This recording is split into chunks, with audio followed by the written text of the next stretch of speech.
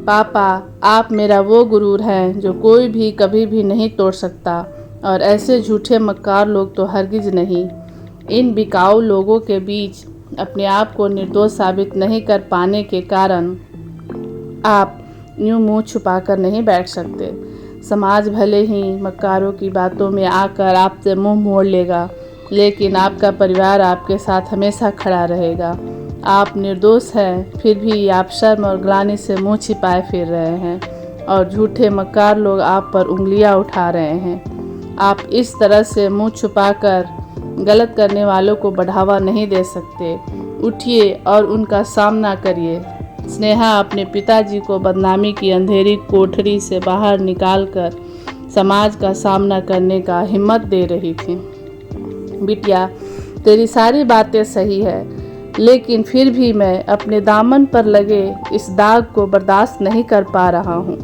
मैंने सारी उम्र सच्चाई और ईमानदारी के मार्ग पर चलते हुए निकाल दी।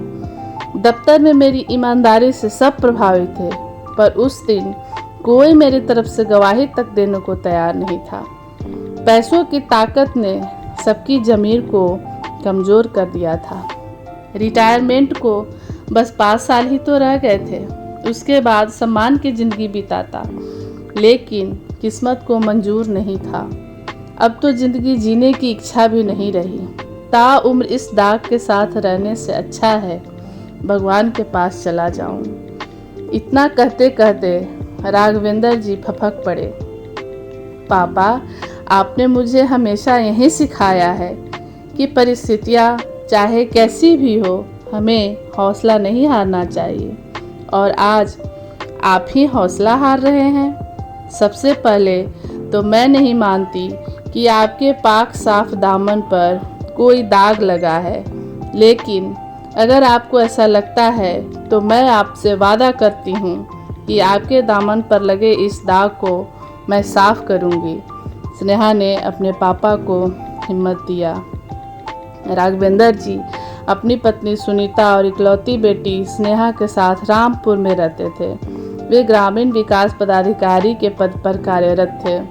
स्वभाव से सौम्य राघवेंद्र जी का दफ्तर के अन्य कर्मचारी बहुत आदर और सम्मान करते थे। एक बार राघवेंद्र जी ने अपनी ईमानदारी के कारण अपने कार्य क्षेत्र के अंतर्गत आने वाले गांव के सरपंच से दुश्मनी मोल लिया। मुखिया उनसे ग्रामीणों के अहित में काम करने के लिए प्रलोभन दे रहा था, लेकिन उन्होंने उसके प्रस्ताव को न सिर्फ अस्वीकार किया, बल्कि उस सरपंच को उसकी बेईमानी के लिए धिक्कारते हुए ईमानदारी का पाठ भी पढ़ाया। राघवेंद्र जी इस बात का बदला लेने के लिए सरपंच ने पैसों के बल पर पुलिस प्रशासन से लेकर झूठा सबूत तक सब राघवेंद्र जी के खिलाफ खरीद लिया और उन्हें घूसखोरी के जुर्म में जेल भिजवा दिया। राघवेंद्र जी अपने आप को निर्दोष साबित नहीं कर पाए। वो नौकरी से सस्पेंड हो गए और 3 साल की सज़ा भी हो गई। उनके परिवार पर दुखों का पहाड़ टूट गया। समाज में हर जगह थू थू होने लगी थी। सारे नाते रिश्तेदारों ने मुंह मोड़ लिया। उनकी पत्नी और बेटी को घर से निकलना भी मुश्किल हो गया था। सुनीता जी तो हमेशा रोती ही रहती थी, लेकिन स्नेहा पिता के जेल जाने के बाद अचानक से परिपक्व हो गई। पिता की गैर हाजिरी में उसने घर और बाहर दोनों को अच्छे से संभाल लिया था। इन सब के बीच उसने पढ़ाई से भी अपना ध्यान नहीं हटने दिया। उसके कॉलेज का आखिरी साल था। वह समय से कॉलेज भी जाती थी। वहाँ सब उसे घूसखोर की बेटी के नाम से संबोधित करते थे, लेकिन उसने हिम्मत नहीं हारी। वह कॉलेज जाती रही। लोगों के ताने सुन सुनकर उसने पढ़ाई पूरी की। साथ ही वह प्रतियोगिता परीक्षाओं की तैयारी भी कर रही थी। इन 3 सालों में स्नेहा ने कई सारे प्रतियोगिता परीक्षाओं में भाग लिया था, लेकिन उसने सबसे ज़्यादा मेहनत ग्रामीण विकास पदाधिकारी के पद की परीक्षा के लिए किया था।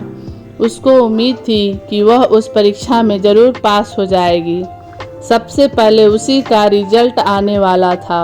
वह चाहती थी कि उसके पापा जेल से बाहर आए उससे पहले उसका रिजल्ट आ जाए, ताकि वह पापा को सरप्राइज दे सके और अपना गम भूल जाए।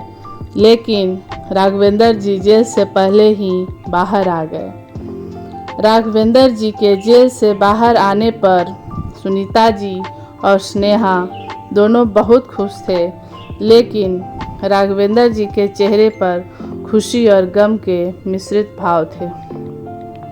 वो हमेशा बुझे बुझे से रहते थे। सुनीता जी और स्नेहा उन्हें खुश रखने के हर संभव प्रयास करती थी, पर दोनों को निराशा ही हाथ लगती थी। और एक दिन राघवेंद्र जी ने उदासी से परेशान होकर स्नेहा ने अपनी बातों से उनकी अंतरात्मा को झंझोर डाला था। उस दिन के बाद से राघवेंद्र जी धीरे धीरे सामान्य होने लगे। स्नेहा में उन्हें खुद को एक बार फिर से समाज की नज़रों में उठाने की उम्मीद दिखने लगी थी। वो स्नेहा की पढ़ाई लिखाई को लेकर पहले से भी ज़्यादा गंभीर हो गए। स्नेहा भी पढ़ाई के लिए दिए गए पापा के निर्देशों का बड़ी लगन से पालन किया था। उसने ग्रामीण विकास पदाधिकारी पद की परीक्षा का राज अभी राघवेंद्र जी को नहीं बताया था। उसको लगता था कि अगर परीक्षा में पास नहीं हुई तो कहीं पापा की उम्मीद फिर से टूट न जाए।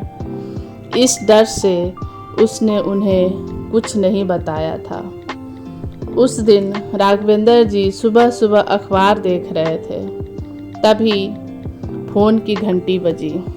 उन्होंने फ़ोन उठाया तो उधर किसी लड़की की आवाज़ थी जो स्नेहा को ढूंढ रही थी। राघवेंद्र जी ने स्नेहा को बुलाकर उसके हाथ में फ़ोन पकड़ाया और खुद अखबार पढ़ने में मशगूल हो गए। अचानक बात करते करते स्नेहा चीख पड़ी, मम्मी मम्मी जल्दी आओ। राघवेंद्र जी अचानक इतने जोर की आवाज़ सुनकर अपनी जगह पर उछल गए। क्या हुआ, क्यों इतने जोर से चिल्ला रही हो?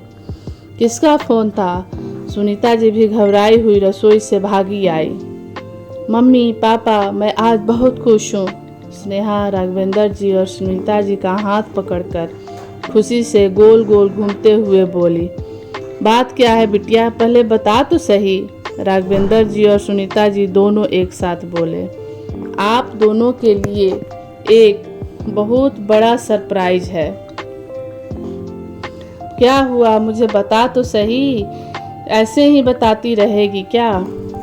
जब स्नेहा ने अपने ग्रामीण विकास अधिकारी की परीक्षा पास होने की खबर सुनाई तो खुशी के मारे दोनों की आंखें भर आई। बिटिया, आज तूने अपने पापा के दामन पर लगे दाग को धो दिया।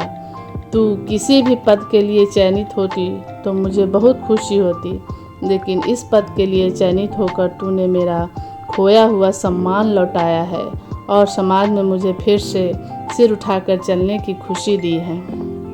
मैं तेरा बहुत शुक्रगुजार हूँ। आज मैं गर्व से कहता हूँ कि तुम मेरी बेटी है और तुम मेरा गुरूर है। राघवेंद्र जी ने भावुक होकर बेटी को गले से लगा लिया।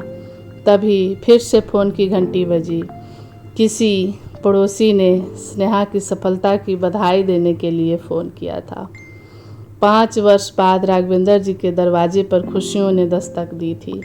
उस दिन उनके घर दिन भर फ़ोन की घंटियां बजती रही थी। बधाई देने के लिए दोस्तों संग सगे संबंधियों और पड़ोसियों का तांता लगा रहा। कुछ मित्र और रिश्तेदार तो बधाई देने घर तक पहुंच गए थे। ये वही लोग थे जो कल तक राघवेंद्र जी को देखकर कन्नी काटते थे।